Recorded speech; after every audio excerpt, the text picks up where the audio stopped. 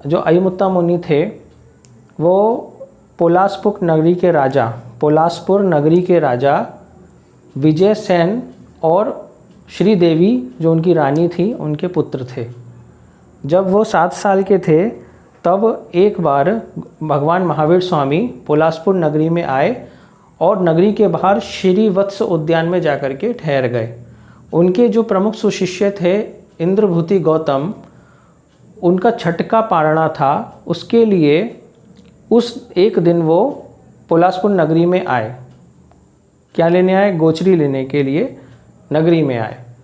तो उस समय इंद्रस्थान नाम के मैदान में वो अयमुत्ता मुनि यानी अयमुक्तक कुमार जो 7 साल के बालक थे खेल रहे थे। गौतम स्वामी को देख करके पूछा, आप कौन हैं और कहाँ जा रहे हैं? तो गौतम स्वामी बोले, मैं एक जैन साधु हूँ और मैं गोचरी यानी आहार और पानी के लिए जा रहा हूँ। तो अयमुक्तक मुनि कुमार ने गौतम स्वामी जी की उंगली पकड़ी और अपने राजमहल में लेकर आए।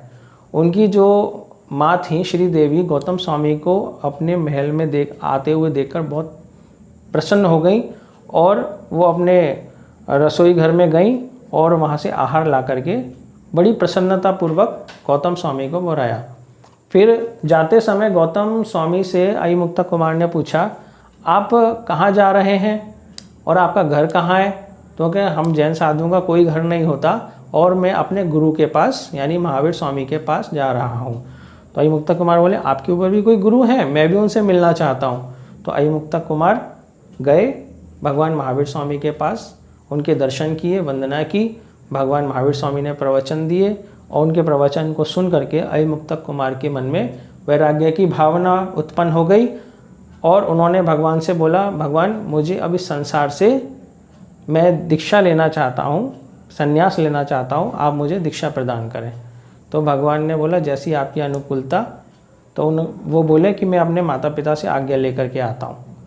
तो भगवान बोले कि आत्म कल्याण के लिए देरी मत करो, जल्दी से आज्ञा लेकर के आओ।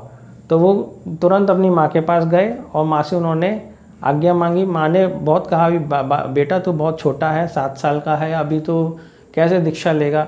माँ के साथ वार्तालाप हुई, लेकिन अंत में उनकी दृढ़ प्रतिज्ञ भावना को देख करके माँ ने उनको आज्ञा प्रदान कर दी। आज्ञा प्रदान करने के बाद में वो भगवान के पास आए और भगवान महावीर स्वामी से उन्होंने जैन भागवती दीक्षा अंगीकार कर ली। उसके बाद में वह स्थविर मुनियों के साथ रह करके 11 अंगों और 12 उपांगों का अध्ययन करने लगे। तो एक बार की बात थी कि वो स्थंडिल के लिए जा रहे थे, तो वर्षा का मौसम था, वर्षा होके चुकी थी, तो पानी चारों तरफ बह रहा था। तो उनके मन में बाल क्रीड़ा की भावना जागृत हो गई। तो उन्होंने क्या किया, उन्होंने आते हुए पानी पर जो है मिट्टी की मेड़ बनाई और उस पानी को रोका, यानी एक तालाब जैसा बनाया, और जो उनके पास जो पात्र था उसको नाव बनाई और ओघा को क्या चाबुक बना करके अपनी नाव को तिराने लगे और कहने लगे, मेरी नाव तिर गई, मेरी नाव तिर गई, और खुश होने लगे।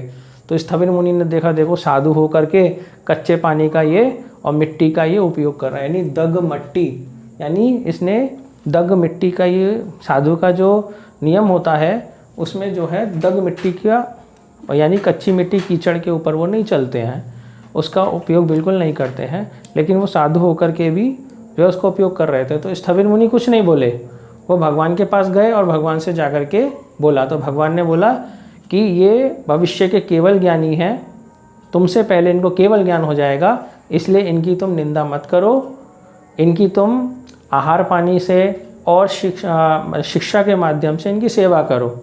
तो इसके बाद में जो स्थविर मुनि थे उनकी वो सेवा करने लगे। फिर एक बार की बात थी, फिर वो पुनः जो थे वर्षा काल से पहले के दौरान में, चातुर्मास से पहले के दौरान में जा रहे थे।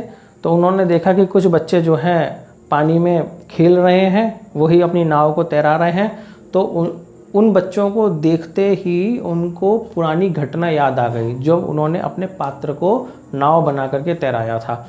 तो जब उनको ज्ञान हो गया तब वो सोचने लगे, दग मट्टी, मैंने एक इंद्रिय जीवों की विराधना करी थी, मैंने एक इंद्रिय जीवों की हिंसा करी थी, मुनि होकर के, साधु होकर के मैंने ऐसा कृत्य किया, ऐसा स्मरण करते करते उनको केवल ज्ञान हो गया। इस तरीके से इस इरियावयम